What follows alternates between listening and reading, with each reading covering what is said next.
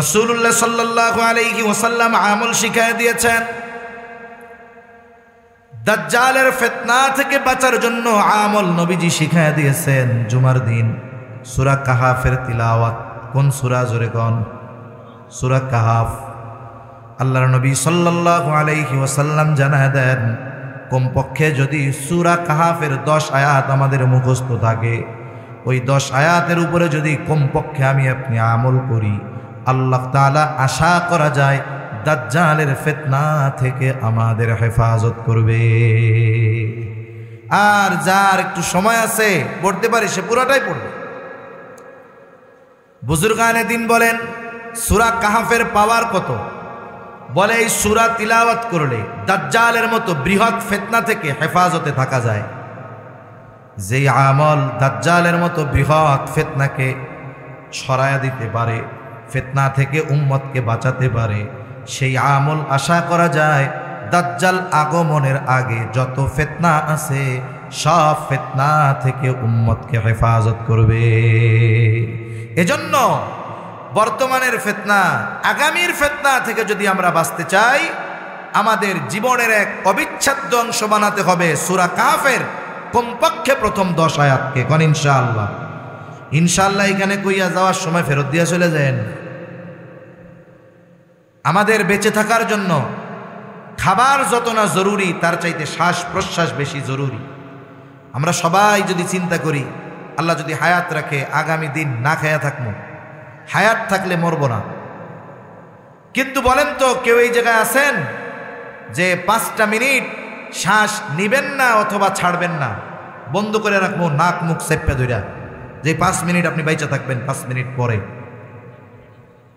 তাহলে ওই খাবার আমাদের জন্য বেশি প্রয়োজন নাকি শ্বাস প্রশ্বাস বেশি প্রয়োজন? এই শ্বাস প্রশ্বাসকে আমি আপনি আমার আপনার জীবনের জন্য যত গুরুত্বপূর্ণ মনে করি, তার চাইতে বেশি গুরুত্বপূর্ণ বানায় ফেলবো সূরা কাহাফের এই আমলটাকে। তাহলে আশা করা যায় আগত অনাগত যত ধরনের ফিতনা আছে, এই ফিতনাগুলো থেকে ইনশাআল্লাহ আল্লাহ আমাদের হেফাজত করবে। মনে থাকবে তো ইনশাআল্লাহ? এক মজমার সব কথা মনে থাকে না, রাখাও সম্ভব না, তবে 1টা 2টা কথা মনে রাখতে হয়, এগুলো আমলে পরিণত করতে হয়। আপনি 1 বছরে, সেপ্টেম্বর শুরু হয়েছে, গাজীপুর হলো এমন এক জেলা বাংলাদেশের সবচাইতে বেশি মাহফিল হয় এই জেলায়। করোনার মধ্যে একমাত্র জেলা যেই জায়গায় মাহফিলে বাধাবুধা হয়নি, গাজীপুরে চলছে। তাহলে সেপ্টেম্বর 19 তারিখ আজকে, তাই না? না 19 তারিখ নেই, একেবারে রোজা পর্যন্ত দেখা যাবে একজন 100 মাহফিল শুনছে।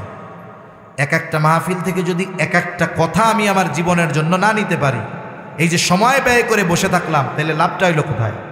এজন্য এই আমলটা মনে থাকবে তো ইনশাআল্লাহ? নিজেরা গুরুত্ব দিয়ে শিখবো, মুখস্থ করার চেষ্টা করব। জুমার দিন 5-10 মিনিট সময় লাগলো, আমরা ওইটা পড়া নিব। পরিবারের অধীনস্থ যারা আছে এদেরকেও মুখস্থ করাবো ইনশাআল্লাহ। রাসূলুল্লাহ সাল্লাল্লাহু আলাইহি ওয়াসাল্লাম 5 নম্বরে বলেন, ওয়া তাকসুরাল হারজ ওয়া হুয়াল কাতলুল কাতল। কিয়ামতের আগে হারজ বেড়ে যাবে, হত্যাকাণ্ড বেড়ে যাবে। সাহাবা একরাম জিজ্ঞাসা করলো, ইয়া রাসূলুল্লাহ সাল্লাল্লাহু আলাইহি ওয়াসাল্লাম, আমরা তো প্রতি বছর হাজার হাজার মুশরিকদেরকে হত্যা করি, ওইটা তো যুদ্ধের ময়দানে করা হয়। নবীজি সাল্লাল্লাহু আলাইহি ওয়াসাল্লাম বলেন, এটা ওই হত্যাকাণ্ড নয় যেটা তোমরা যুদ্ধের ময়দানে করে থাকো, বরং তোমাদের পরস্পরের মধ্যে তথা মুসলমানদের নিজেদের মধ্যে হত্যাকাণ্ড বেড়ে যাবে। কিয়ামতের আগে হত্যাকাণ্ড এত পরিমাণ বাড়বে। নবীজি সাল্লাল্লাহু আলাইহি ওয়াসাল্লাম আরেক বর্ণনার মধ্যে আসছে, নবীজি বলেন, যে হত্যা করবে, যাকে হত্যা করবে, সে জানবে না যে কেন আমাকে হত্যা করা হলো, আর যারা হত্যা করবে তারাও জানবে না এই ব্যক্তিকে কেন হত্যা করলাম। কারণবিহীন হত্যাকাণ্ড বেড়ে যাবে, বিচার বহির্ভূত হত্যাকাণ্ড বেড়ে যাবে। নবীজি বলেন, এটা যুদ্ধের ময়দানে তোমরা মুশরিকদের সাথে যুদ্ধ করো যেই হত্যাকাণ্ড, এটা নয়, বরং এটা হলো নিজেদের মধ্যে। প্রতিবেশী প্রতিবেশীকে হত্যা করবে। আর এক বর্ণনায় আসছে, কিয়ামত ততক্ষণ আসবে না যতক্ষণ না এক প্রতিবেশী তার প্রতিবেশীকে হত্যা না করবে। অথচ দেখুন, ইসলাম আমাদের শিক্ষা দেয় প্রতিবেশীর সাথে ভালো আচরণ করা, প্রতিবেশী যেন আমার কাছে নিরাপদ থাকে, এই শিক্ষা দেয় ইসলাম। অথচ সবচাইতে বড় দুশ্মনী থাকে প্রতিবেশীর সাথে, জমি নিয়ে ঠেলাঠেলি গেল। ও কয় তোর মধ্যে আমার 15 হাত, ও কয় তোর মধ্যে আমার 20 হাত। আছে না নাই বলেন? আছে, আছে। অথচ প্রতিবেশীর সাথে সম্পর্ক ভালো থাকা দরকার। নবীজি বলেন, একজন আর একজন প্রতিবেশী একজন একজনকে হত্যা করবে, চাচা ভাতিজাকে, ভাতিজা চাচাকে হত্যা করবে, এইভাবে পারস্পরিক হত্যাকাণ্ড বাড়তে থাকবে। বর্তমান দুনিয়ায় মুসলমানদের উপরে কত জুলুম। এরপরেও সমীকরণ হলো, প্রতি বছর গোটা পৃথিবীতে অমুসলিমদের হাতে যত মুসলিম মারা যায়, তার চাইতে অগণিত গুণ বেশি মুসলমান আর এক মুসলমানের হাতে মারা যায়। প্রতি বছর অমুসলিমেরা যতজন মুসলমানকে হত্যা করে, এর চাইতে বেশি মুসলিম হত্যা হয় মুসলিমদের মাধ্যমে। এই যে দেশে যে রাজনৈতিক হত্যাকাণ্ড হয়, বিভিন্ন দলাদলির কারণে হত্যাকাণ্ড হয়, চুরি ছিনতাইয়ের হত্যাকাণ্ড হয়, এগুলো সব হারজের অন্তর্ভুক্ত। এই যে মুসলমানদের পারস্পরিক হত্যাকাণ্ড বেড়ে গেল, এটা কিয়ামতের আগে বেড়ে যাবে, সময়ের সাথে সাথে আরো বাড়তে থাকবে, স্বাভাবিক। অথচ দেখুন, একজন মুসলমানের জানমাল আর একজন মুসলমানের হাতে নিরাপদ থাকার কথা ছিল। আপনার রক্ত আমার থেকে নিরাপদ, আপনার রক্ত আমার জন্য হারাম, মানে সম্মানিত, আমি আপনাকে রক্তাক্ত করতে পারবো না। এক মুসলমান অপর মুসলমানের উপরে আঘাত করতে পারবে না। যেই মুসলমান আর এক মুসলমানের উপরে আঘাত করে, সে প্রকৃত মুসলমান হতে পারে না। গরু খাইলেই মুসলমান হয় না, মুসলমানি নিলেই মুসলমান হয় না। রাসূলুল্লাহ সাল্লাল্লাহু আলাইহি ওয়াসাল্লাম বলেন, আল মুসলিমু মান সালিমাল মুসলিমুনা মিন লিসানিহি ওয়া ইয়াদিহি। নবীজি সাল্লাল্লাহু আলাইহি ওয়াসাল্লাম বলেন, প্রকৃত মুসলমান হলো সে, যার জবান এবং হাতের অনিষ্ট থেকে অপর মুসলমান নিরাপদ থাকে। আমার জবান এবং হাত থেকে আর এক মুসলমান ভাই অনিরাপদ, আর আমি তাহাজ্জুদ পড়ি, বলে তাহাজ্জুদ গুজার হইতে পারি ঠিক, কিন্তু মুসলমান হওয়া যাবে না। রাসূলুল্লাহ সাল্লাল্লাহু আলাইহি ওয়াসাল্লাম বলেন, সিবাবুল মুমিনি ফুসুকুন ওয়া কিতালুহু কুফর। একজন মুমিনকে গালি দেওয়া এটা বড় অন্যায়, ফাসিকি, পাপাচার, পাপের কাজ। হত্যা করা এটা কুফুরির শামিল। আর যে একজন ইমানদারকে হত্যা করলো, ওয়ামাইয়া কতুল মুমিনা মুতাআম্মিদান ফাজাযাউহু জাহান্নাম, ইচ্ছা কইরা একজন ইমানদারকে যে হত্যা করবে, তার ঠিকানা হবে জাহান্নাম, দীর্ঘকাল তাকে জাহান্নামে অবস্থান করতে হবে। শুধু তাই না, যেই ব্যক্তি অন্যায়ভাবে ইচ্ছাকৃত একজন মুমিনকে হত্যা করলো, সে কেমন যেন গোটা পৃথিবীর মানুষকে হত্যা করলো। ونفخ في الصور فصعق من في السماوات ومن في الأرض إلا من شاء الله ثم نفخ فيه أخرى فإذا هم قيام ينظرون। আল্লাহ তাআলা বলেন, ونفخ في الصور, সিংহায় ফুৎকার দেওয়া হবে যখন। কখন সিংহায় ফুৎকার দেওয়া হবে? আল্লাহ যখন আদেশ দিবেন। প্রথমবার সিংহায় ফুৎকার দেওয়া হবে।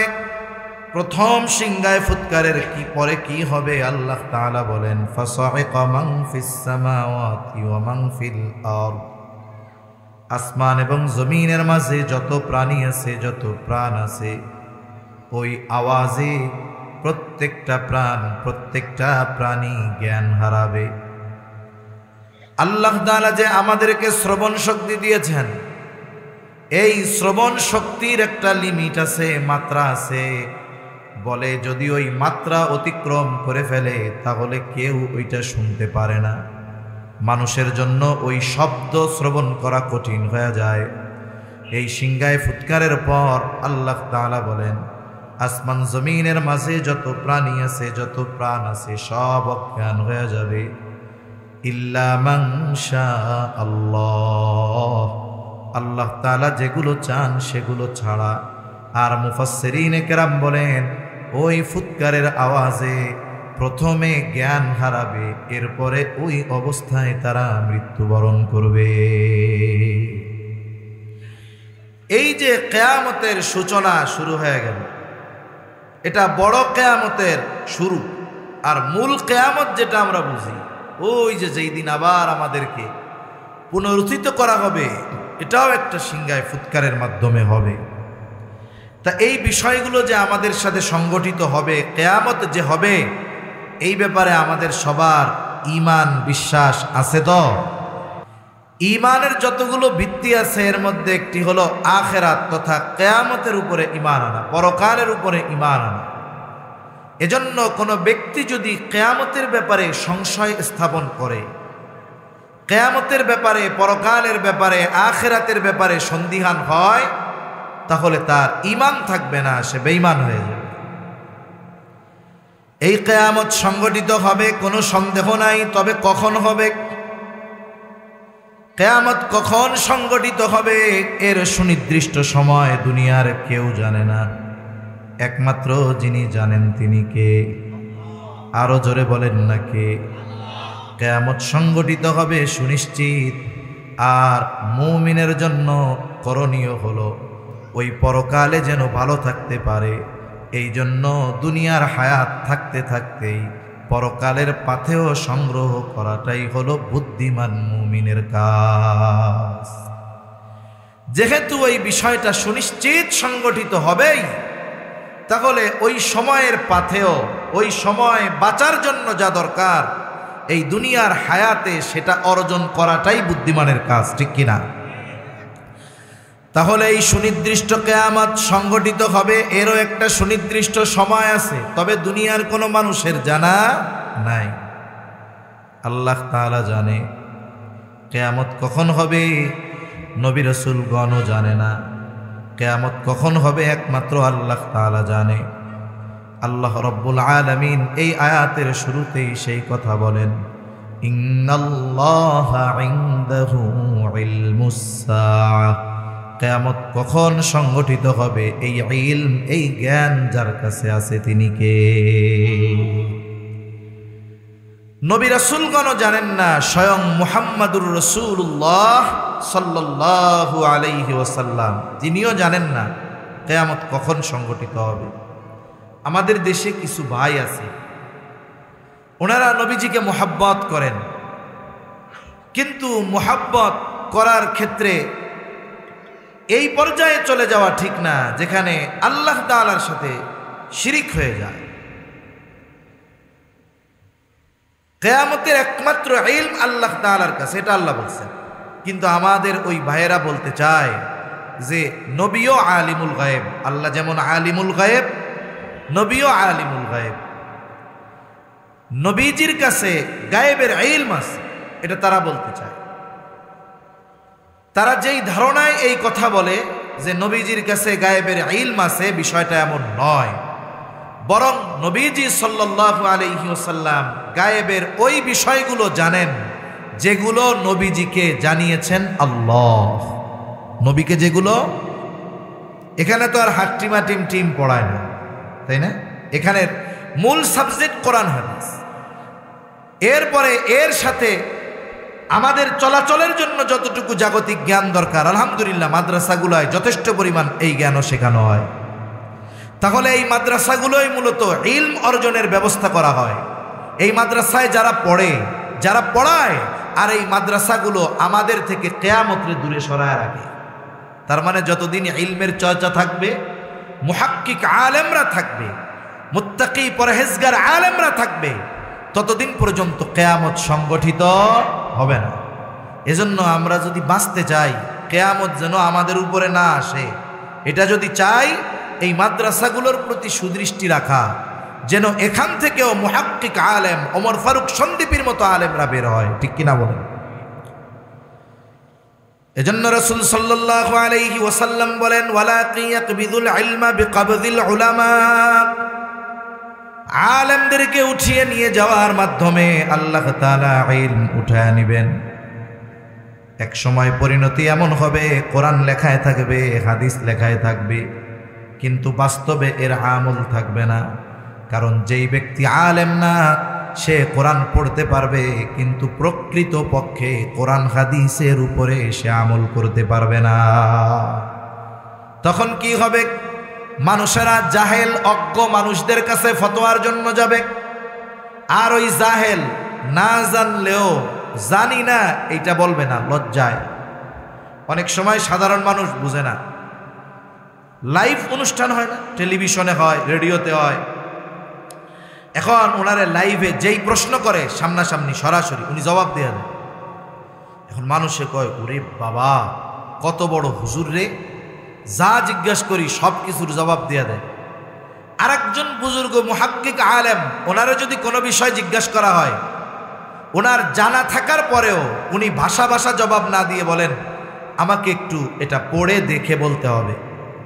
মানে আমরা কি কই, দেখ শুনছি এত বড় হুজুর, একটা প্রশ্ন জিজ্ঞাসা করলাম, বলল যে আমার একটু দেখে বলতে হবে, পড়ে বলতে হবে।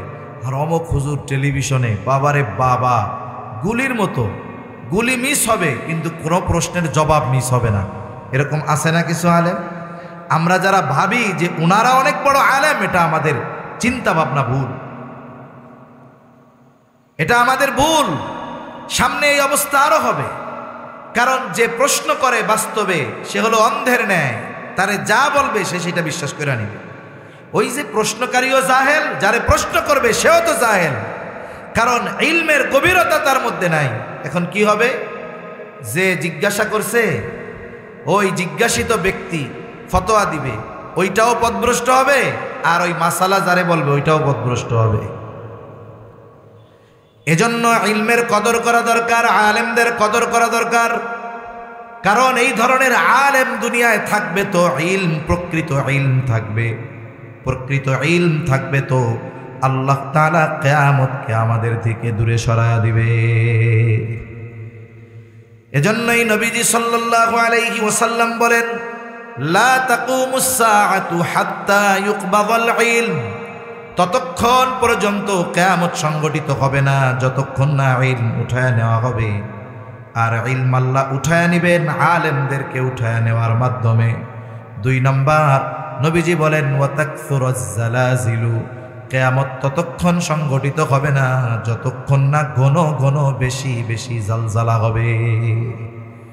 তার মানে কিয়ামতের আগে ভূমিকম্প বেড়ে যাবে। কি বাড়বে? ভূমিকম্প বেড়ে যাবে। কাছাকাছি সময়গুলাতে, বছরগুলাতে বড় বড় ভূমিকম্প ঘটছে দুনিয়ার বিভিন্ন প্রান্তে। কয়েক বছর আগে তুরস্কে, এই কিছুদিন আগে ঘটল থাইল্যান্ডে। এইরকম একের পর এক ভূমিকম্প হইতেছে।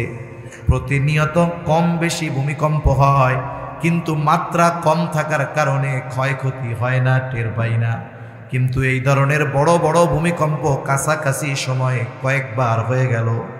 এই যে বৈজ্ঞানিক কারণ যদি আপনি বলেন, বলে টেকটনিক কি প্লেট আছে না, প্লেট বলে এটা নড়াচড়ার কারণে ভূমিকম্পের সৃষ্টি হয়, এটা তো জাগতিক কারণ। তবে ইমানদার এই ধরনের মুসিবতগুলোকে শুধু জাগতিক কারণ দ্বারা ফাইন্ড আউট করে না, বরং সে দেখতে চায় এটার সাথে ইসলামের কোনো সম্পর্ক আছে নাকি। ইমানদার তখন খুঁজে যে জাগতিক কারণ তো পাইলাম, যে ভূগর্ভস্থ যেই প্লেটগুলো আছে, আন্তর্মহাদেশীয় প্লেটগুলো নড়াচড়ার কারণে ভূমিকম্প হয়। নড়ে কিন্তু আবার 2, 4, 5 হাত না, বড় ওই প্লেট কয়েক ইঞ্চি নড়ে, এতেই গোটা দুনিয়া কেমন প্রকম্পিত হয়। তা ইমানদার চিন্তা করে এই যে ভূমিকম্প এরকম হইতেছে, এর পেছনে ইসলামিক কোনো কারণ আছে কিনা। কারণ আছে না নাই কন্ত? দুনিয়াতে যখন পাপাচার অনাচার বেড়ে যায়, জেনা ব্যভিচার বেড়ে যায়, অন্যের হক নষ্ট করা বেড়ে যায়, ওজনে কম দেয়া বেড়ে যায়, মালে ভেজাল দেওয়া বেড়ে যায়, ওই সময়গুলোতে ভূমিকম্প বেশি বেশি হয়। আর এই যে ভূমিকম্প হয়, এটা হওয়ার অন্যতম কারণ হলো আমরা। এজন্যই আল্লাহ তাআলা কুরআনুল কারীমের মধ্যে বলেন, যাহারাল ফাসাদু ফিল বাররি ওয়াল বাহরি বিমা কাসাবাত আইদিন নাস লিয়ুযীকাহুম বা'দাল্লাযী আমিলু লাআল্লাহুম ইয়ারজিউন। আল্লাহ রাব্বুল আলামিন বলেন, যাহারাল ফাসাদু ফিল বাররি ওয়াল বাহরি বিমা কাসাবাত আইদিন নাস। জল স্থলে যত বিপর্যয়, এই যে জলে হয় জলোচ্ছ্বাস, আয়লা লায়লা সির, জমিনে ভূমিকম্প, অতিবৃষ্টি অনাবৃষ্টি, এই যে জল এবং স্থলে যত রকমের বিপর্যয়, আল্লাহ তাআলা বলেন বিমা কাসাবাত আইদিন নাস, এগুলা হলো সব মানুষের হাতের কামাই। আমাদের এই কর্মের পরে আমাদেরকে এই সামান্য বিপর্যয় আস্বাদন আল্লাহ তাআলা করান কেন?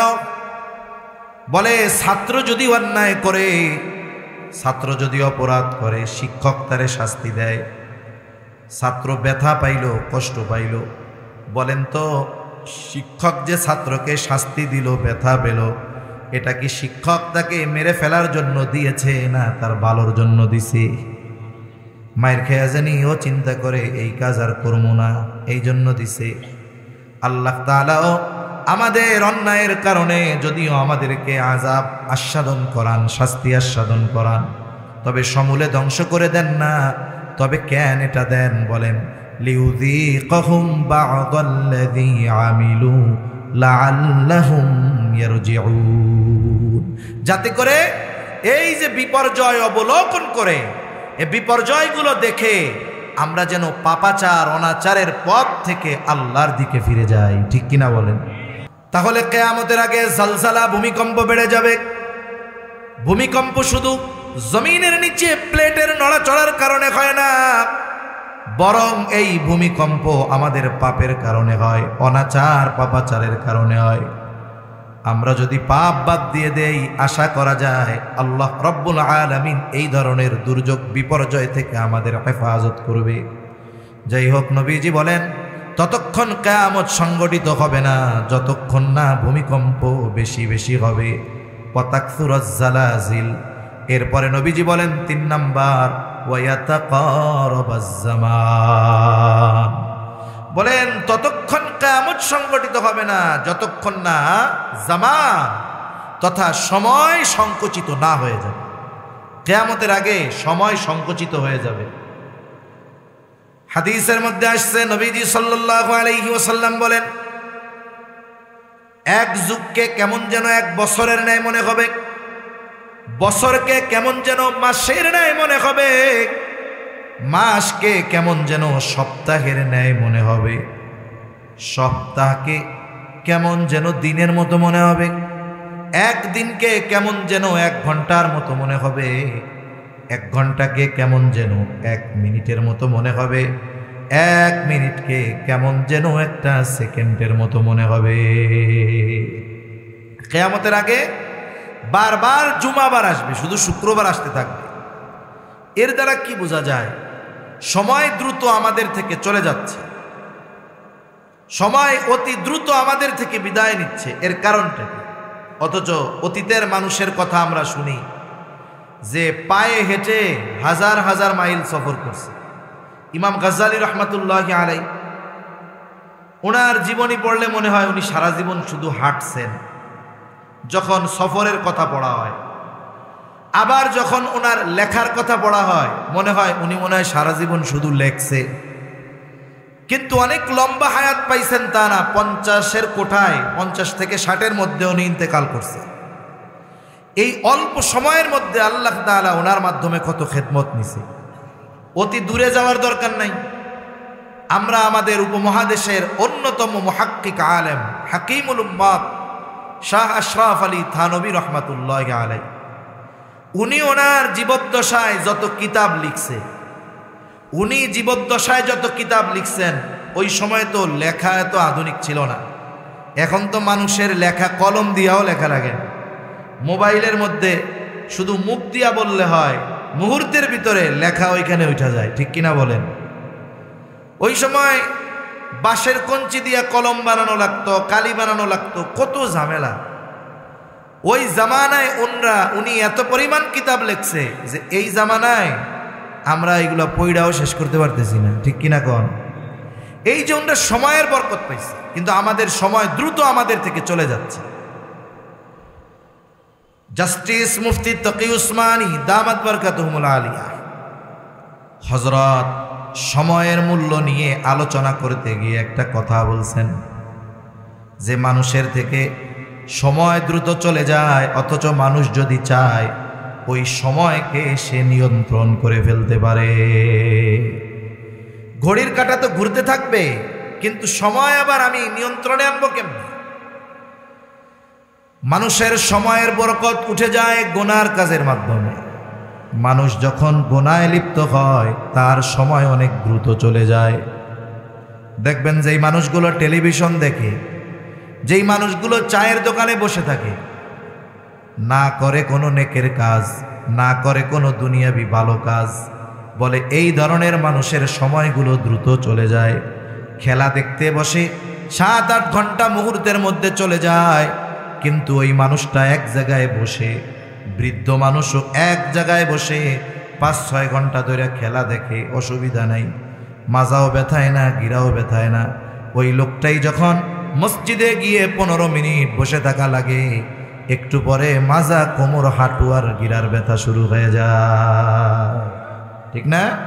চার দোকানে বৈশা পান চাবাইতে, বিড়ি খাইতে খুব মজা লাগে, 3 ঘন্টা শেষ, কিন্তু মসজিদে 5 ভাগে 1.5 ঘন্টা সময় ওনার সহ্য হয় না।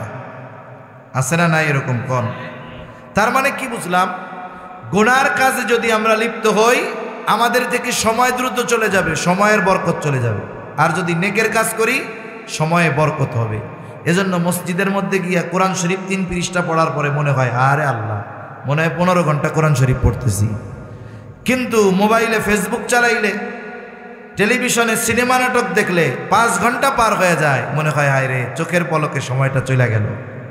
সেজন্য আমরা যদি সময়ের বরকত চাই, এই সময়গুলোকে গুনাহ থেকে বাঁচাতে হবে। বলেন ইনশাআল্লাহ, তৌফিক দান করেন। রাসূলুল্লাহ সাল্লাল্লাহু আলাইহি ওয়াসাল্লাম বলেন, ওয়া তাকারাবাজ জামান, কিয়ামতের আগে সময় সংকুচিত হয়ে যাবে। ওয়া তাযহারাল ফিতান, কিয়ামতের আগে ফিতনা প্রকাশ পাবে। সবচাইতে বড় ফিতনা দাজ্জালের আবির্ভাব ঘটবে। দাজ্জাল আগমনের আগ পর্যন্ত কিয়ামত সংগঠিত হবে না। দাজ্জাল তো সবচেয়ে বড় ফিতনা, কিন্তু দাজ্জালের আগেও ফিতনা একের পর এক সংগঠিত হতে থাকবে। এই জামানায় আমরা কম ফিতনার মুখোমুখি হই না। বারবার ইমানি পরীক্ষা আমাদের সামনে আসে, নতুন নতুন ঈমান ধ্বংস করে নেওয়ালা মতবাদের আবির্ভাব আমাদের সামনে ঘটে, ঠিক কিনা বলেন? একের পর এক ফিতনা আসে। এখন এই ফিতনা থেকে বাঁচবো কেমনে? রাসূলুল্লাহ সাল্লাল্লাহু আলাইহি ওয়াসাল্লাম আমল শিখায় দিয়েছেন। দাজ্জালের ফিতনা থেকে বাঁচার জন্য আমল নবীজি শিখায় দিয়েছেন। জুমার দিন সূরা কাহাফের তিলাওয়াত। কোন সূরা? জোরে কোন? সূরা কাহাফ। আল্লাহর নবী সাল্লাল্লাহু আলাইহি ওয়াসাল্লাম জানায় দেন, কমপক্ষে যদি সূরা কাহাফের 10 আয়াত আমাদের মুখস্থ থাকে, ওই 10 আয়াতের উপরে যদি কমপক্ষে আমি আপনি আমল করি, আল্লাহ তাআলা আশা করা যায় দাজ্জালের ফিতনা থেকে আমাদের হেফাজত করবে। আর যার একটু সময় আছে, পড়তে পারে, সে পুরোটাই পড়বে। বুজুর্গানে দিন বলেন সূরা কাহাফের পাওয়ার কত?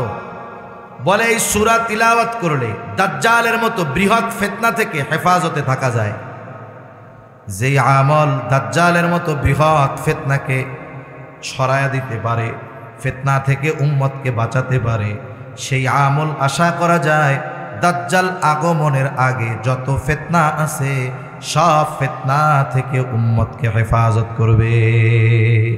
এজন্য বর্তমানের ফিতনা, আগামীর ফিতনা থেকে যদি আমরা বাঁচতে চাই, আমাদের জীবনের এক অবিচ্ছেদ্য অংশ বানাতে হবে সূরা কাহাফের কমপক্ষে প্রথম 10 আয়াতকে। কোন ইনশাআল্লাহ? ইনশাআল্লাহ এখানে কইয়া যাওয়ার সময় ফেরত দিয়া চলে যান। আমাদের বেঁচে থাকার জন্য খাবার যত না জরুরি, তার চাইতে শ্বাস প্রশ্বাস বেশি জরুরি। আমরা সবাই যদি চিন্তা করি, আল্লাহ যদি হায়াত রাখে, আগামী দিন না খায়া থাকবো, হায়াত থাকলে মরব না। কিন্তু বলেন তো, কেউ এই জায়গায় আছেন যে 5টা মিনিট শ্বাস নিবেন না অথবা ছাড়বেন না? বন্ধ করে রাখবো, নাক মুখ চেপে ধইরা, যে 5 মিনিট আপনি বাইচা থাকবেন 5 মিনিট পরে। তাহলে ওই খাবার আমাদের জন্য বেশি প্রয়োজন নাকি শ্বাস প্রশ্বাস বেশি প্রয়োজন? এই শ্বাস প্রশ্বাসকে আমি আপনি আমার আপনার জীবনের জন্য যত গুরুত্বপূর্ণ মনে করি, তার চাইতে বেশি গুরুত্বপূর্ণ বানায় ফেলবো সূরা কাহফের এই আমলটাকে। তাহলে আশা করা যায় আগত অনাগত যত ধরনের ফিতনা আছে, এই ফিতনাগুলো থেকে ইনশাআল্লাহ আল্লাহ আমাদের হেফাজত করবে। মনে থাকবে তো ইনশাআল্লাহ? এক মজমার সব কথা মনে থাকে না, রাখাও সম্ভব না, তবে একটা দুইটা কথা মনে রাখতে হয়, এগুলো আমলে পরিণত করতে হয়। আপনি এক বছরে, সেপ্টেম্বর শুরু হয়েছে, গাজীপুর হলো এমন এক জেলা বাংলাদেশের সবচাইতে বেশি মাহফিল হয় এই জেলায়। করোনার মধ্যে একমাত্র জেলা যেই জায়গায় মাহফিলে বাধাবুধা হয় না, গাজীপুরে চলছে। তাহলে সেপ্টেম্বর 19 তারিখ আজকে, তাই না? না 19 তারিখ নেই, একেবারে রোজা পর্যন্ত দেখা যাবে এক একজন 100 মাহফিল শুনছে। এক একটা মাহফিল থেকে যদি এক একটা কথা আমি আমার জীবনের জন্য না নিতে পারি, এই যে সময় ব্যয় করে বসে থাকলাম, তাহলে লাভটা হইল কোথায়? এজন্য এই আমলটা মনে থাকবে তো ইনশাআল্লাহ?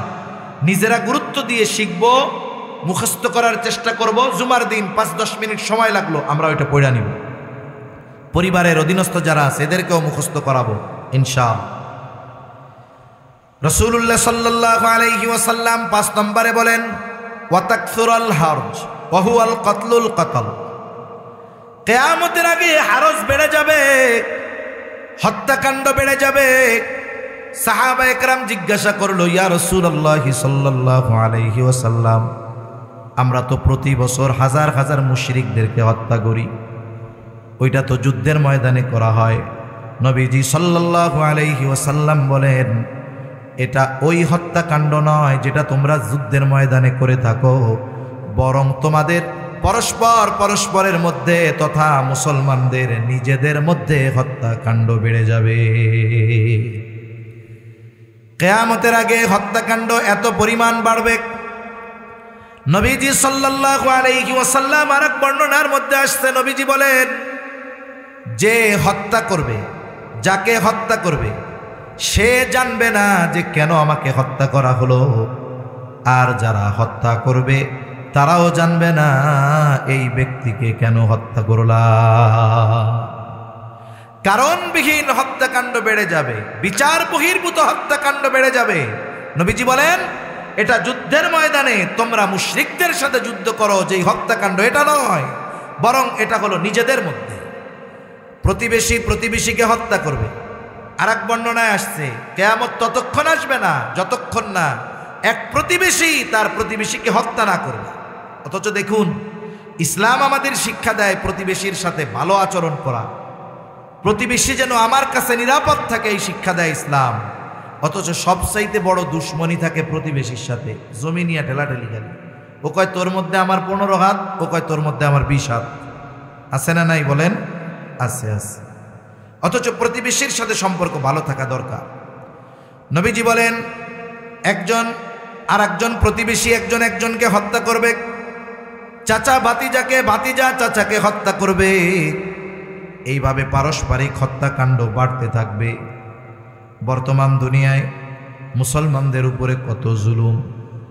এরপরেও সমীকরণ হলো, প্রতি বছর গোটা পৃথিবীতে অমুসলিমদের হাতে যত মুসলিম মারা যায়, তার চাইতে অগণিত গুণ বেশি মুসলমান আর এক মুসলমানের হাতে মারা যায়। প্রতি বছর অমুসলিমেরা যতজন মুসলমানকে হত্যা করে, এর চাইতে বেশি মুসলিম হত্যা হয় মুসলিমদের মাধ্যমে। এই যে দেশে যে রাজনৈতিক হত্যাকাণ্ড হয়, বিভিন্ন দলাদলির কারণে হত্যাকাণ্ড হয়, চুরি ছিনতাইয়ের হত্যাকাণ্ড হয়, এগুলো সব হারজের অন্তর্ভুক্ত। এই যে মুসলমানদের পারস্পরিক হত্যাকাণ্ড বেড়ে গেল, এটা কিয়ামতের আগে বেড়ে যাবে, সময়ের সাথে সাথে আরো বাড়তে থাকবে, স্বাভাবিক। অথচ দেখুন, একজন মুসলমানের জানমাল আর একজন মুসলমানের হাতে নিরাপদ থাকার কথা ছিল।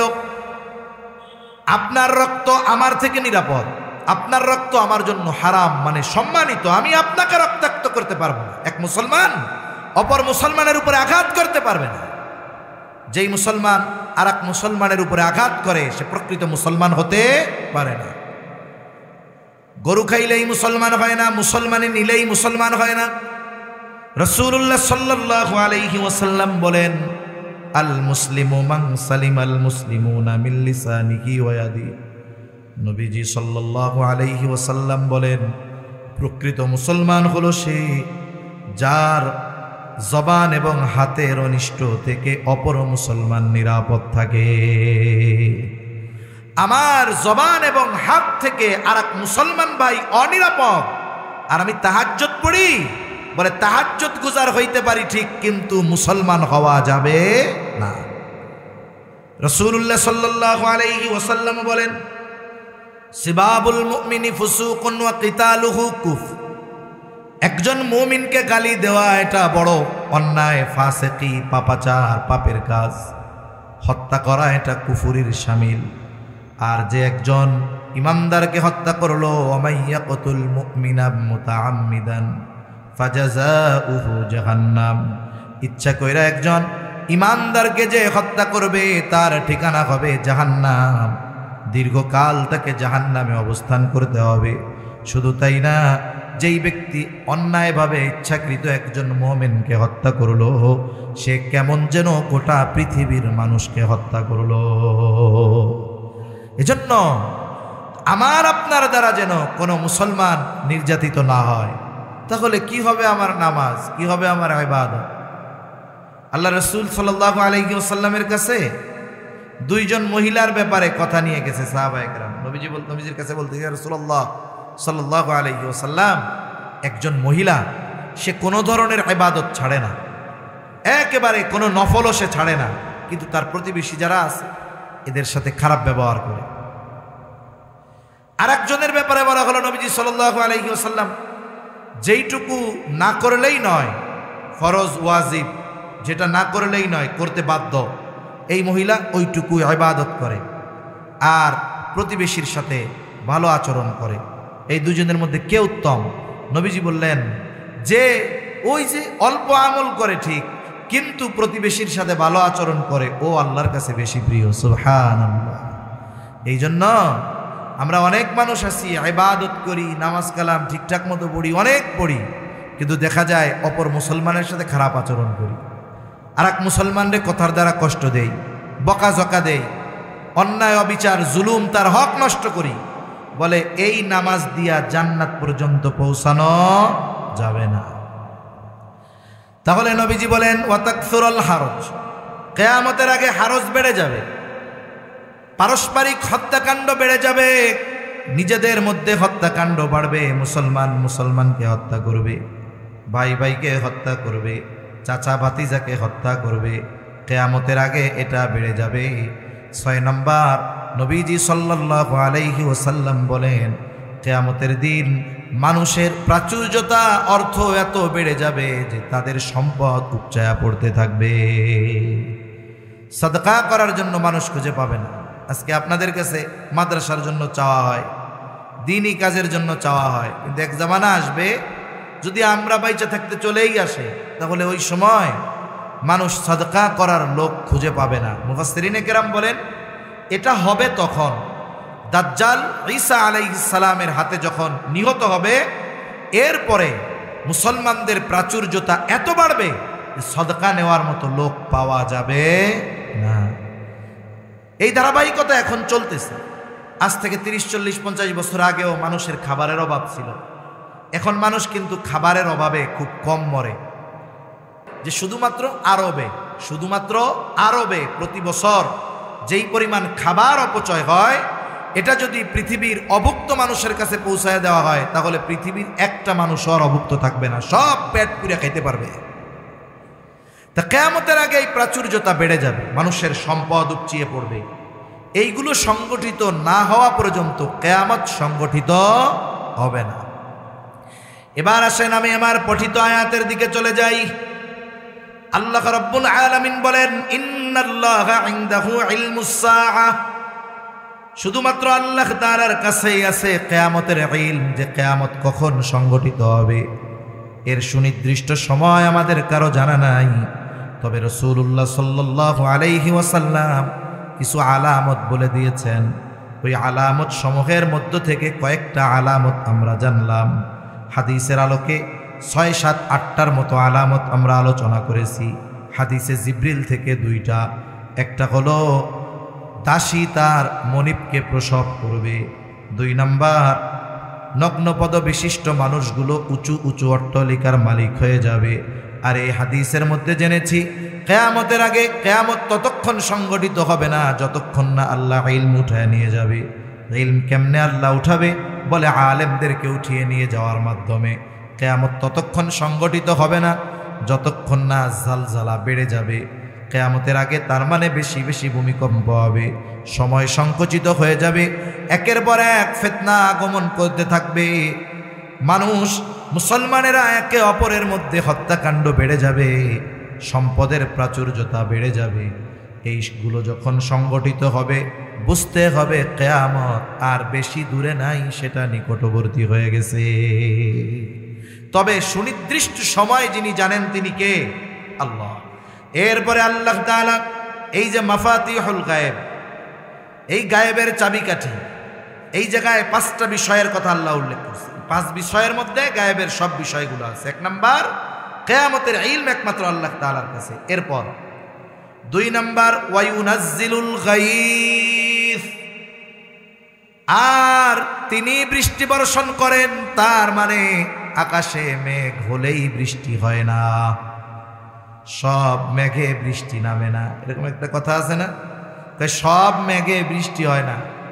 কোন মেঘ বৃষ্টি নামাবে এটার ফয়সালা কার হাতে? জোরে বলেন, আল্লাহ তাআলার হাতে। এজন্য অনেক সময় দেখা যায় যে মেঘে আকাশ পুরো ছেয়ে গেছে, পুরো দুপুরবেলা অন্ধকার হয়ে গেছে, আমরা মনে করতেছি আজকে এমন বৃষ্টি হবে এক ঠেলায় বন্যা, কিন্তু একটু পরে একটা বাতাস আসছে, সব মেঘ মুহূর্তের মধ্যে পরিষ্কার হয়ে গেছে। হয় কি হয় না?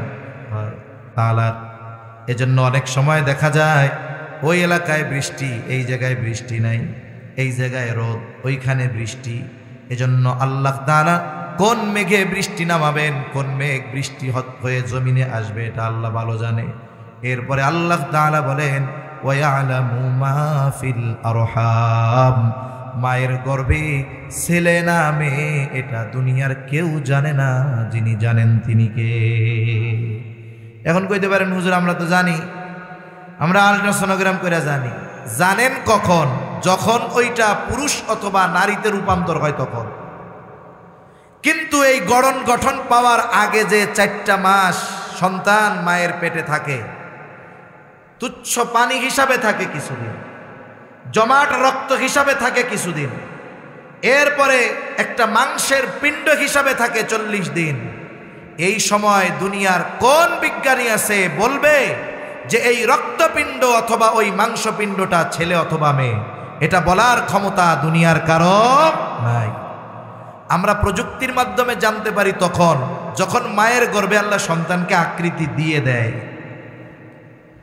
এজন্য আল্লাহ তাআলা বলেন, ওয়ায়ুনাজ্জিলুল গায়স ওয়া ইয়ালামু মা ফিল আরহাম, আল্লাহ তাআলাই জানেন রেহেমের মধ্যে যেই সন্তান সেটা ছেলে না মেয়ে, এটা একমাত্র আল্লাহ জানেন মাতৃগর্ভে কি আছে। এরপরে আল্লাহ তাআলা বলেন, ওয়ামা তাদরি নাফসুম মাযা তাকসিবু গাদা, কেউ জানে না আগামীকাল সে কি উপার্জন করবে। আমার নসিবে কি আছে এটা আমি জানি না। আমি আগামীকাল কি করব, কোথায় থাকব, জমিনের উপরে থাকবো না নিচে থাকবো, এটা আমরা কেউ জানি না। আজকে যার কিছুই নাই আগামীকাল হাতে তার কি আসবে সে জানে না। যে আজকে ধনী বলে আজকের সম্পদ আগামীকাল তার হাতে থাকবে কিনা জানে না। যে আজকে প্রধানমন্ত্রী সে জানে না যে পরের দিন 12টার পরে সে প্রধানমন্ত্রী থাকবে কিনা, ঠিক কিনা বলেন? এটা কেউ জানে না। যদি মানুষ জানতো তাইলে হয়তো আমল বুঝে শুনে করার চেষ্টা করত, কিন্তু আল্লাহ তাআলা এই বিষয়ের নিয়ন্ত্রণটা নিজের হাতে রেখে দিয়েছেন, ঠিক কিনা বলেন? এজন্য আমাদের জীবনের গতিপথ পাল্টানোর দরকার। প্রত্যেকটা সময় এই খেয়াল করা দরকার যে আগামী দিনের সূর্যোদয় আমার নসিবে আছে কিনা জানি না। যদি প্রত্যেকটা রাতে আমি আপনি এই চিন্তা করে বিছানায় যাইতাম, এই চিন্তা করে যদি আমি আপনি ঘুমাইতাম যে আগামী দিনের সূর্যোদয় আমার নসিবে আছে কিনা জানি না, তাহলে আজ রাতটা আমি আল্লাহর কাছে ক্ষমা চাইয়া ঘুমাই, আজ রাতটা আমি তওবা করে ঘুমাই, আজকে থেকে আমি আমার মন্দ কাজগুলো ছেড়ে দেই। যদি এই চিন্তা আমার আপনার মধ্যে থাকতো, তাহলে সমাজের মানুষের নীতি নৈতিকতা উত্তম সুন্দরে পরিণত হয়ে যাইত। এজন্য আগামীকাল আমরা কি করব, কে কি করবে, এটা কেউ জানে না। আমরা কেউ জানি না আগামীকালের অবস্থা কি। এরপরে আল্লাহ তাআলা বলেন, ওয়ামা তাদরি নাফসুম বিআইয়ি আরদিন তামুত, কেউ জানে না কোন স্থানে সে মৃত্যুবরণ করবে।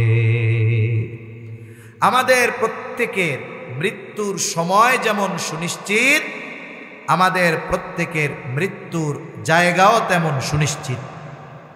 আমার মৃত্যু যেখানে লেখা আছে, আমার কর্ম আমাকে সে জায়গায় নিয়ে যাবে, আমার ব্যস্ততা আমাকে সেখানে নিয়ে যাবে, যে ওই জায়গায় আমার মৃত্যু আছে। মানুষ অনেক সময় আফসোস করে, আরে কেন যে যাইতে গেছিল বাজারে, বাজারে না গেলে কি আর রোড অ্যাক্সিডেন্ট হইয়া মরতো? বলে ওর মরা তো লেখা আছে ওই জায়গায়। এটা ঠেকানোর আর কোনো উপায় আছে? ঠেকানোর কোনো উপায় নাই। এজন্য আমি আপনি জানি না কোথায় আমার মৃত্যু, কোন জায়গাতে আমার মৃত্যু আল্লাহ লিখে রাখছেন, এটা আমরা কেউ জানি না। তবে হ্যাঁ, ওই নির্দিষ্ট জায়গা যেখানে আমার মৃত্যু, এটা যদি আমার অজানাও থাকে, ওইখানে পৌঁছানো যদি আমার পক্ষে অসম্ভব হয়, তাহলে আমার নিয়তি ওইখানে আমাকে নিয়ে যাবেই, এ ব্যাপারে কোনো সন্দেহ নাই। অনেকের নসিবে মৃত্যু লেখা থাকে মদিনায়, ওর কবর হবে জান্নাতুল বাকিতে। ও সুস্থ মানুষ এখান থেকে যায়, ওই জায়গায় ওর মৃত্যু হয়ে যায়। অনেকের ভালো কাজে আল্লাহর রাস্তায় বের হয়েছে দাওয়াতে তাবলীগ, সুস্থ মানুষ, আল্লাহ তাআলা ওই দিনাজপুরের এক জায়গায় তার মৃত্যু লেখা রাখছে, ওই জায়গায় সে চলে গেছে। কোনো কাজ নাই, সারাদিন বের হয় না, অসুস্থ মানুষ, একদিন বাজারে যাইতে গেছে, ওই যাওয়ার সময় পড়ে মারা গেছে। তার মানে আমরা কেউ জানি না, ওমা তাদরি নাফসুম বিআইয়ি আরদিন তামুত, কেউ জানে না কোন জমিনে তার মৃত্যু আছে। এজন্য এই বিষয়গুলোকে আল্লাহ তাআলা নিজের নিয়ন্ত্রণে রাখা দিছে।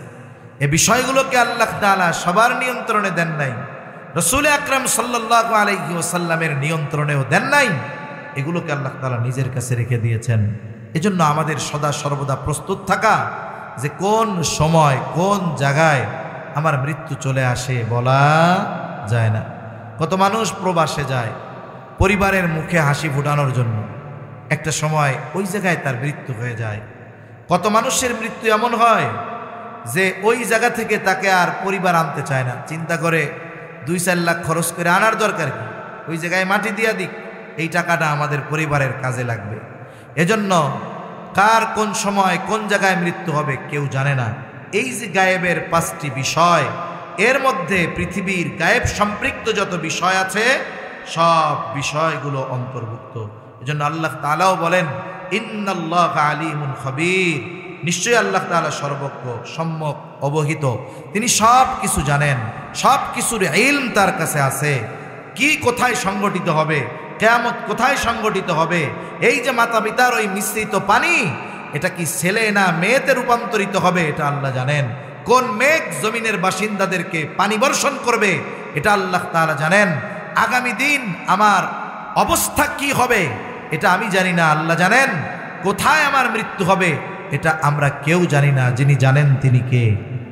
আরো জোরে বলেন কে?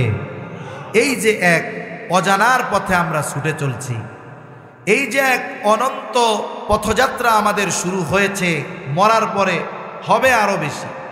এখনো আমরা অনন্তকালের প্রতীক, মঞ্জিল শুধু পরিবর্তন হবে। পথ তো চলতেছি, এখন আছি দুনিয়ায়, ওই সময় মঞ্জিল পরিবর্তন হবে ইন্তেকালের মাধ্যমে কবরে, ওইখান থেকে আলমে বরজক, ওইখান থেকে আবার হাসরের ময়দানে আবার মঞ্জিল পরিবর্তন হবে, কারো জান্নাত কারো জাহান্নাম।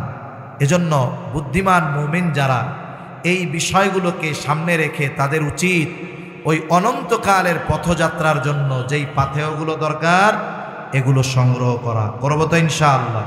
সাথে সাথে কিয়ামতের প্রতি সুদৃঢ় বিশ্বাসী হব, কারণ কিয়ামতের ব্যাপারে যার যত বিশ্বাস দৃঢ়, দুনিয়ার কর্ম তার তত সুন্দর। কারণ কারো অন্তরে যদি এই ভয় থাকে যে আমি দুনিয়ায় কোনো অন্যায় যদি করি, অপরাধ যদি করি, দুনিয়ার আইন হয়তো আমারে শাস্তি দিতে পারবে না, দুনিয়ায় হয়তো কারো সামনে আমার জবাবদিহিতার কাঠগড়ায় দাঁড়াতে হবে না, কিন্তু আল্লাহর সামনে আমার কিয়ামতের দিন জবাবদিহিতার কাঠগড়ায় দাঁড়ানো লাগবে। বলেন তো এই চিন্তা যার মধ্যে আছে, তার সামনে যদি কেউ না থাকে, সিসি ক্যামেরাও যদি না থাকে, ওই যে পরকালে আল্লাহর সামনে দণ্ডায়মান হওয়ার চিন্তা, ভয়, তাকে গুনার থেকে ফিরায় রাখবে কি রাখবে না? জোরে বলেন, রাখবে। এজন্য আমরা কিয়ামতের ব্যাপারে দৃঢ় বিশ্বাসী হব। কোরআনুল কারীমে আল্লাহ তাআলা বলেন, ওই যে কিয়ামতের দিন একদল ডান হাতে আমলনামা পাবে, তাই না? ডান হাতে আমলনামা পাবে।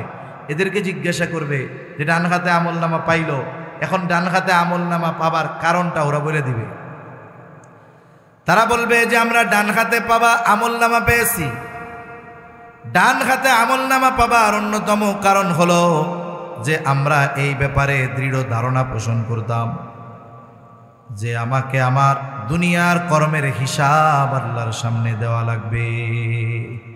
ফাআম্মা মান উতিয়া কিতাবাহু বিয়ামিনি ফায়াকুলু হাউমু করাউ কিতাবিয়া ইন্নী যনানতু আন্নী মুলাকিন হিসাবিয়া।